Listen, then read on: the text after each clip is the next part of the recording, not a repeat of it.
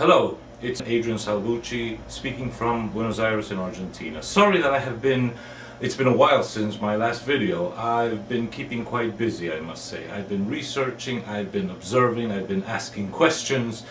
How come the US dollar is still there? How come the Dow Jones Industrial is still above 10,000? Gold at $1,200. What about the G20? What about global warming? What about Obama? Today I'd like to share some possible answers and tendencies to these questions. What I am about to say are not predictions. They are forecasts based on available data and common sense projections. It's a bit like the weather report. If you see dark clouds and lightning on the horizon on a hot summer day and strong gusts of wind, damp, start blowing your way, it's easy to realize that you cannot be forecasting sunny and calm, but rather drenching rain, thunder, lightning, hail. Common sense.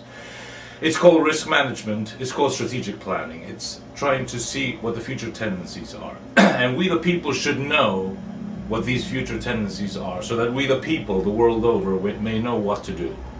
So here we are, December 2009, and very, very dark clouds are gathering on the horizon. Lightning, whirlwinds, strong ionized gusts, hail and brimstone are a-coming.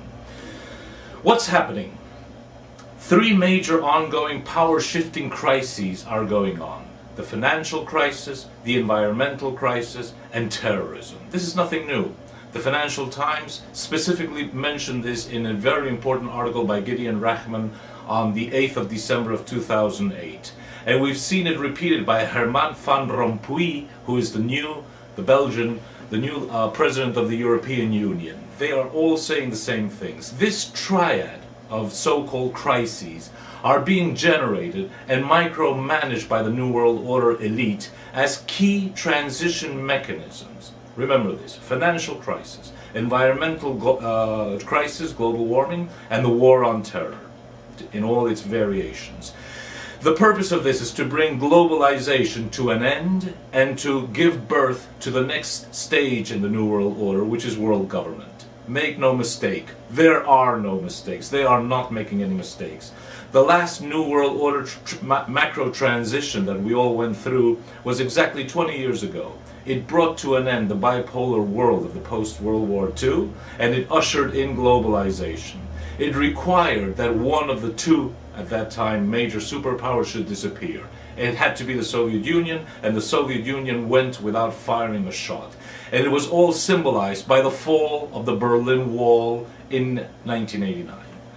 Now we are undergoing another macro transition, which has triggered a vast and complex set of mechanisms that are geared on ending globalization and ushering in a world government.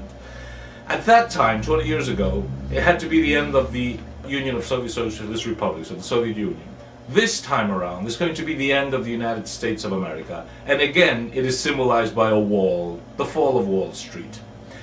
It's taken them 20 years to build a technological infrastructure for truly global societal electronic control.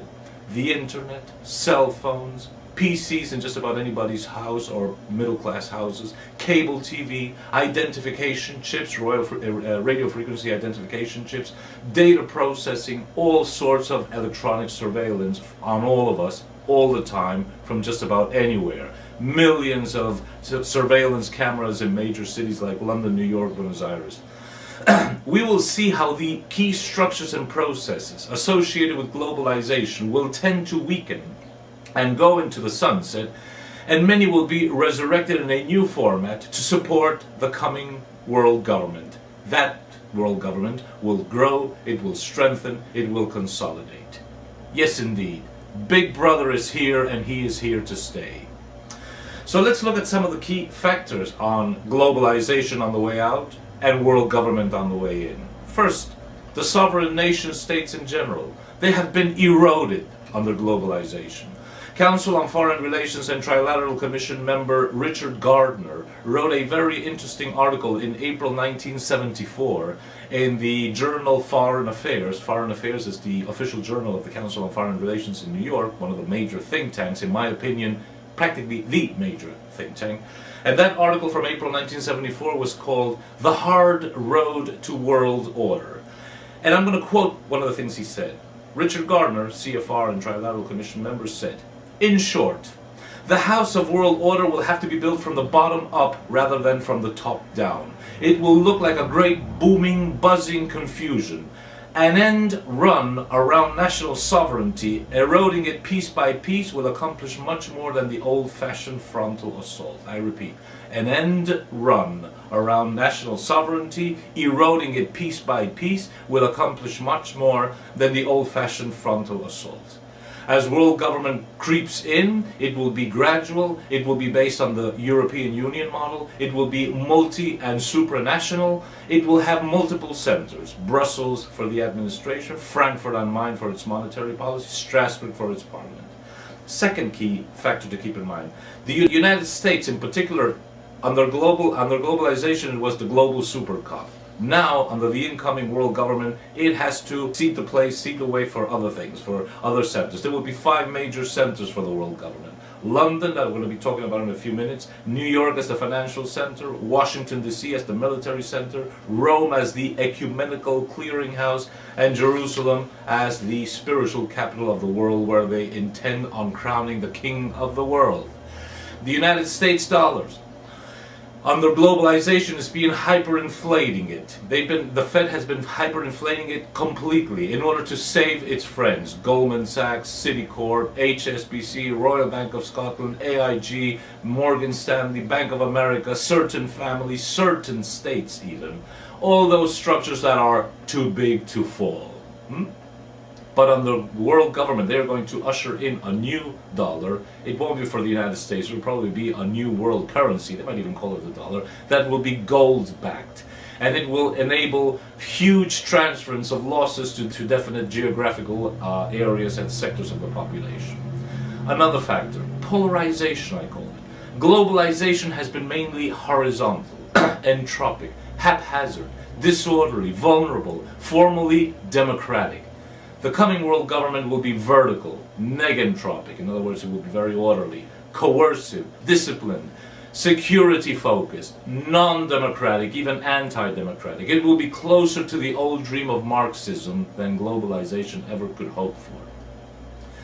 Strategic planning. Under globalization, it was private entities controlling public institutions. In other words, you had the think tanks, you had the Trilateral Commission, the Bilderbergs, the Royal Institute of International Affairs, the American-Israeli Public Affairs Committee, the Anti-Defamation League, the World Zionist Organization. These are all organizations from the background, from the shadows, controlling the public institutions.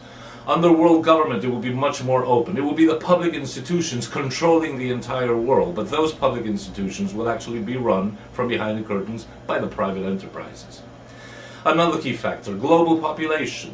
Today we are 6.8 billion people, and globalization is already ushering in pandemics, it's ushered in war, poverty, natural and man-made disasters, and so forth.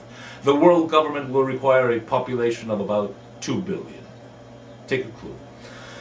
The transition strategy goes back to what the old alchemists of the Middle Ages used to call solve et coagula. In other words, dissolve and bring it about again in a new form. For 20 years, globalization has been trying to meet the various challenges imposed on the nation state. With the war on terror, health catastrophes, environmental catastrophes, social catastrophes, financial catastrophes, all geared on showing that not one single nation state can cope with those catastrophes, not even the United States. That's why they will require world government, which I believe will be based, its main mind will be operating from London, which brings together the crown, the nobility and company, because the British crown is connected with the Dutch, Belgian, Spanish crowns, the non-ruling French, German and Italian crowns, and even the sheiks of the Middle East from the oil-grabbing countries. It also brings together Freemasonry, the ancient Scottish and other rites. The City of London brings in key banks and naturally the Bank of England.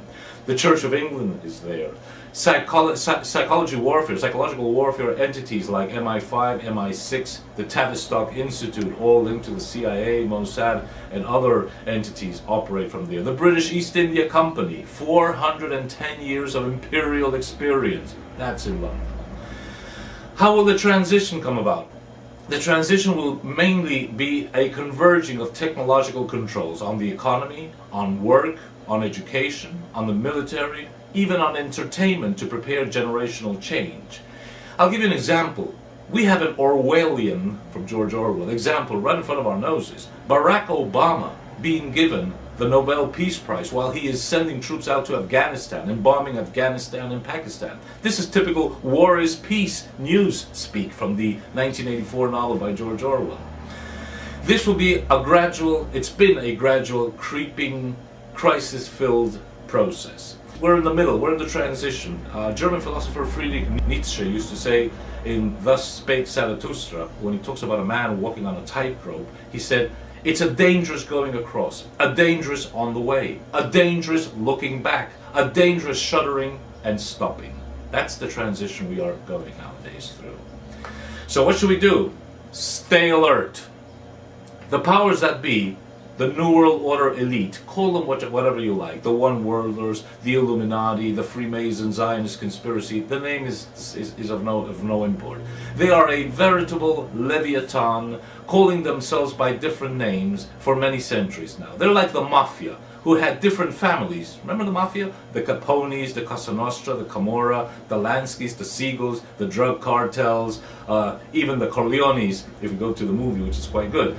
Different names, but a common purpose and a common modus operandi, which is their fingerprint. And we find that fingerprint and that footprint all over the place.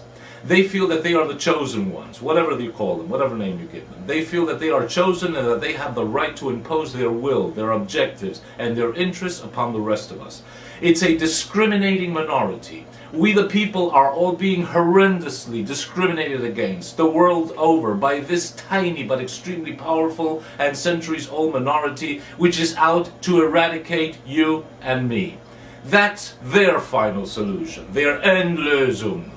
That will be the Holocaust of mankind.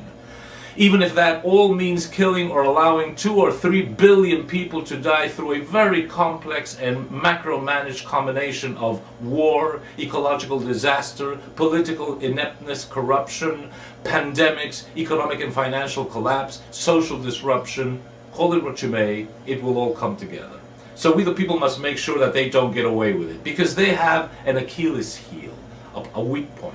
They have all the power, but they don't have all the time. We have very little power, but we have all the time. So in closing, this is December 2009, let me share with you a dozen global events which I believe are transitional triggers that are being used to lead us to world government and that we should watch out for between 2010 and 2012. That's 12 to 36 months in the future. It's a dozen, but it's really 10 key factors plus 2 that I've added on, and you'll see why.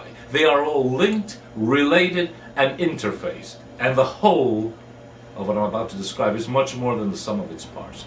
First crisis event, the financial crisis, the financial collapse. They will be collapsing the United States dollars. The Federal Reserve Board is doing that on purpose. President Obama has not taken one single positive measure to stop this. The G20 is a farce, and they are building up trillion-dollar deficits which can only lead to the destruction of the US dollar. What is their objective?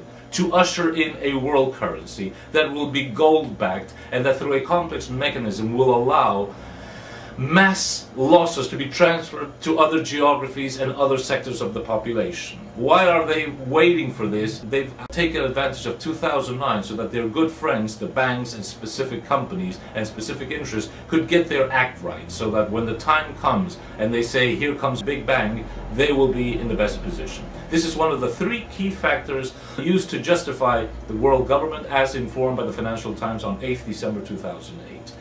The second crisis event, it will be dragged by the financial meltdown, which will take us to economic collapse. The economic collapse will affect vast sectors of the population. It will bring mass unemployment. It will be a breakdown of the basic manufacturing, supply and distribution change. What is their objective? To discipline people into obeying, to bring into us the terror of unemployment and of debts, of collapsed social security, even justifying that we all be embedded with radio frequency identity chips. The third part, social upheavals. The financial collapse and the economic collapse will bring social upheavals and social and civil war, especially in the United States, the European Union and elsewhere. What is their objective? The militarization of society, suspend constitutional rights, troops in the streets, full gun control, and again, radio frequency identification chips. Fourth, pandemics. The H1N1 flu or a new intelligent virus. They're working on that. What is their objective? Mandatory vaccination, generalized terror, which will bring people under the fold to obey the authorities, radio frequency identification chips, and the new coming intelligent viruses will be able to select specific strains of DNA, which means selecting specific races, specific ethnic groups, and specific geographies. The fifth crisis that they're working on, environmental global warming. We're seeing this at the Copenhagen conference. It's the Al Gore factor. It will be one of the three key factors used to justify world government. The sixth key event, terrorism. Expect a major mega attack with a weapon of mass destruction, I don't know if it'll be chemical, biological or nuclear, in the US or in Europe or elsewhere. It will justify a renewed war on terror. The seventh key factor, war in the Middle East. We've been saying this for years because they've been announcing it for years. Israel attacks Iran because of the nuclear program. Russia and China back Iran. Iran retaliates against Israel with bringing death and destruction back to the Israelis. Israel will drag the United States into that war because all the Western media will be in favor of Israel. A major war ensues. What will happen after that? I really have no idea. I often wonder if they are, the powers that be, looking for a major showdown with China and Russia in case China and Russia don't agree to share world government with them. Israel has been announcing this triggering event of a unilateral military attack against Iran for years now, at least since 2006. Eighth, a nuclear accident. A minor city in the United States is devastated by a Chernobyl-type nuclear accident. This will justify that no nation state can control all their resources and that the world government has to take over control of all nuclear power, civilian and military, and it will be a first step towards full control of all global resources by the coming world government. Ninth, the assassination of a key public figure. During globalization, there were almost no assassinations of really important public figures, except perhaps for Prime Minister Yitzhak Rabin in 1995. I think the world government might just have up its sleeve the assassination of the highest leader of one of the industrial nations, you know who I'm referring to, or perhaps a king or a queen, or perhaps even the religious leader of one of the largest religions in the world. That would promote unimaginable turmoil. Number 10, beat up rogue states. Nations not willing to go along with the world government will be made an example of. We've seen it with Iraq, we've seen it with Afghanistan, we might see it with Iran soon, and I'm wondering in the future, will we see it with Venezuela, with Korea, with Ecuador, with Bolivia? 11 and 12 are two very special ones because I think that they are prime examples of psychological warfare. So number 11 is a staged, numinous religious event. Globalization has been very materialistic, just like communism. The world government will bring in a new age type atmosphere where ecumenical movements will play a key role. That's what Rome is there for. A world religion will start to appear. And I wouldn't be surprised if they staged electronically the second coming of the Messiah, which would blend in very nicely to the rebuilding of the third temple in Jerusalem. And number 12, last but not least, I'm wondering, a staged landing or contact or news of the presence of extraterrestrial aliens amongst us. And you will say, well, what would they do that for? It will be another justification that we need to rally all the peoples of the world to have one sole, unified representation with the people from other planets. It was in the old Iron Mountain report from 1967. They've been working on this idea for ages, and look at how Hollywood has been preparing us with all these films.